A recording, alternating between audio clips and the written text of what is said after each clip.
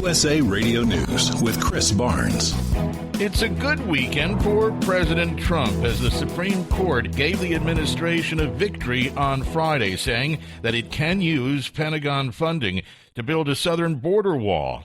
However, an American Civil Liberties Union attorney, Jonathan Hafid, says it's not over because they're going back to court to fight it. The border wall is clearly illegal. It was not approved by Congress. President Trump tweeting the ruling is a victory for border security. At least 8 people are dead, and the number is expected to rise, 60 others hurt, after a pair of strong earthquakes strike the northern Philippines, destroying homes and buildings on islands that are popular with tourists. Officials there say the 5.4 magnitude quake was followed by an even stronger aftershock in the Luzon Strait.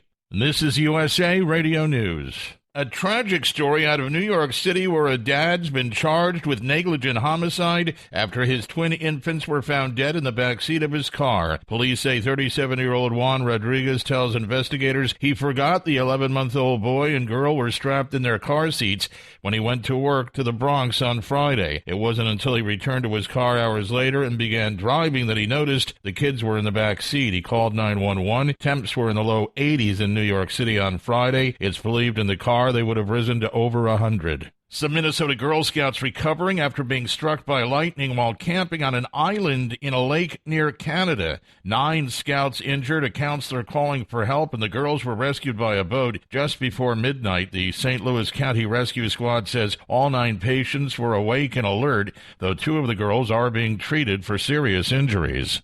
Get to know us online. We're at usaradio.com, and this is USA Radio News. 2 South Koreans dead, 4 Americans among the injured when a balcony full of people collapses at a South Korean nightclub. An official with the USA water polo team says players from the men's and women's squads were at that club in Gwangju celebrating a women's world championship victory when the loft came down early Saturday. 2 South Koreans again dying in the collapse. 17 other people were injured, including those 4 Americans.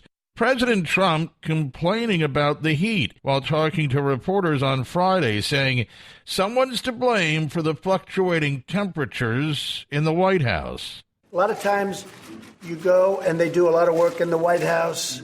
For instance, the Obama administration worked out a brand new air conditioning system for the West Wing. And it was so good before they did the system. Now that they did the system, it's freezing or hot in here. The president speaking to reporters there after he announced that he had successfully negotiated a, quote, safe third country asylum agreement with Guatemala and ushered in a new era of investment and growth between the 2 nations. And a rarity in baseball 2 nights in a row. On Thursday, Minnesota's Nelson Cruz homered 3 times for the Twins. Then last night, Boston Red Sox slugger Mookie Betts homered 3 times for the Sox against the Yankees.